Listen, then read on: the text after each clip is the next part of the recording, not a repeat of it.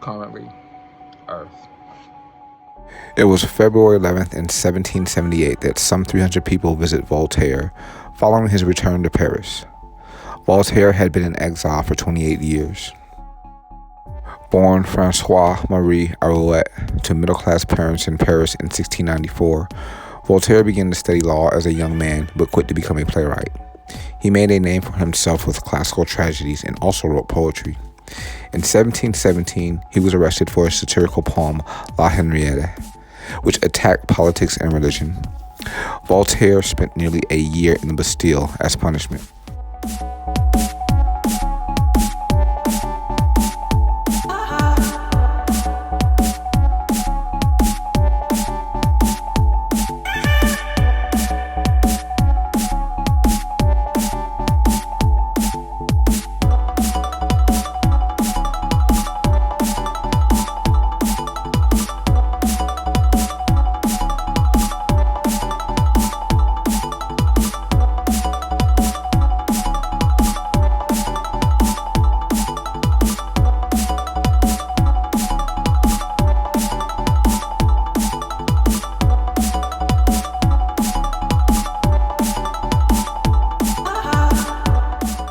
Voltaire's time in prison failed to dry up his satirical pen. In 1726, government disapproval of his work forced him to flee to England. He returned several years later and continued to write plays. In 1734, his Lettres philosophiques criticized established religions and political institutions, and he was again forced to flee Paris. He retreated to the region of Champagne, where he lived with his mistress and patroness, Madame du Châtelet. In 1750, he moved to Berlin on the invitation of Frederick II of Prussia, and later settled Switzerland, where he wrote his best-known work, Candide. After 28 years, he returned to Paris and was greeted by hundreds of intellectuals. He continued his eternity in Paris in May of 1778.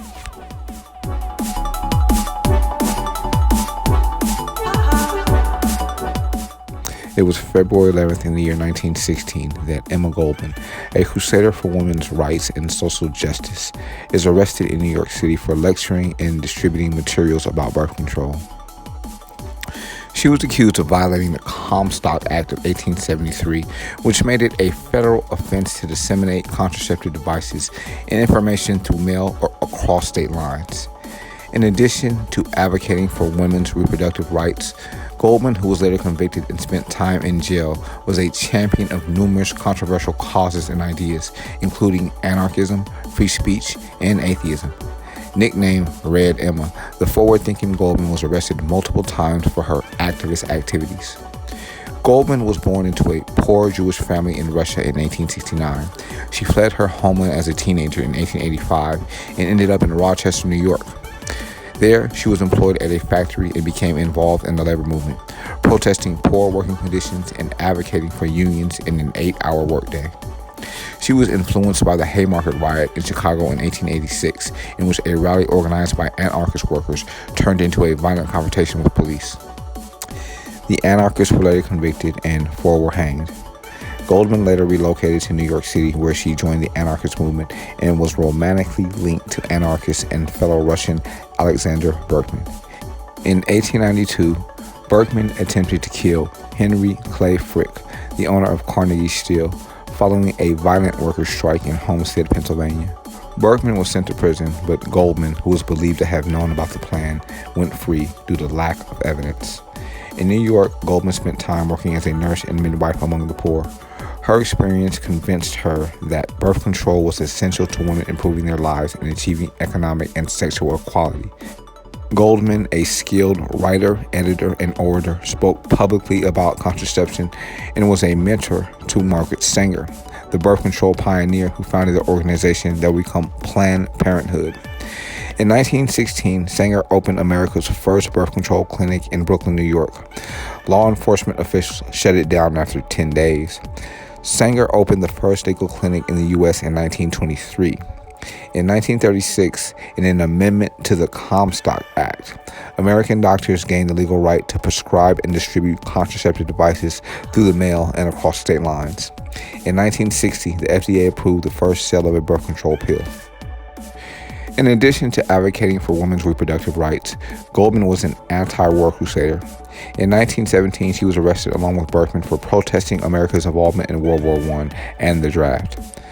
Both of them spent 2 years in prison and were then deported back to Russia. Goldman lived the rest of her life in Russia, Europe, and Canada, and continued her eternity in Toronto in 1940 at the age of 70. She was buried in the German Waldheim Cemetery near Chicago, the burial place of the Haymarket anarchists and other political radicals.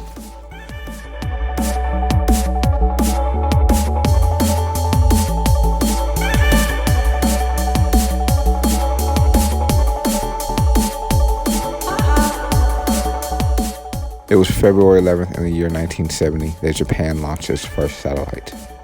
From the Kagoshima Space Center on the east coast of Japan's Osumi Peninsula, Osumi, Japan's first satellite, is successfully launched into an orbit around Earth. The achievement made Japan the world's fourth space power after the Soviet Union in 1957, the United States in 1958, and France in 1965.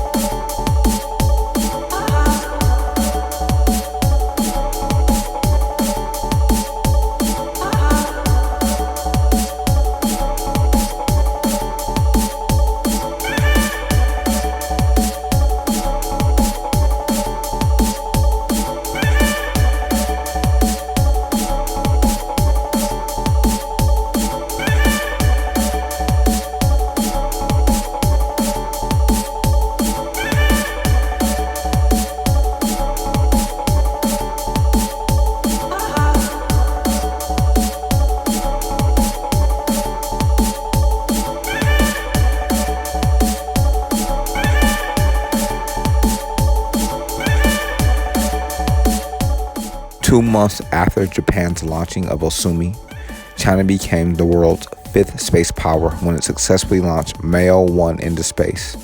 The satellite, named after Mao Zedong, the leader of Communist China, orbited Earth, broadcasting the Chinese patriotic song, "The East is Red," once a minute.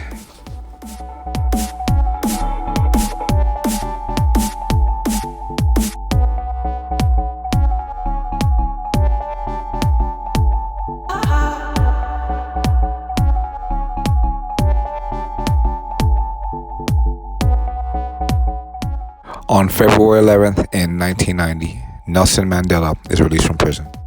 A man spent 27 years in prison only to exit and become president of that nation.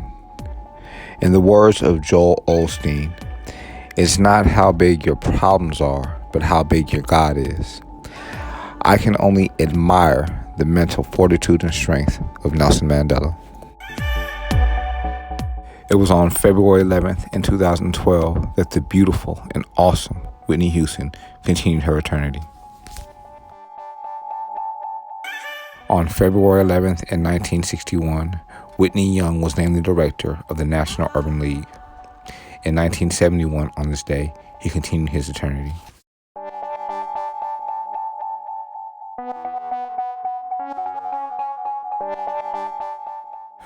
Clifford L. Alexander Jr. was the first black Secretary of the Army.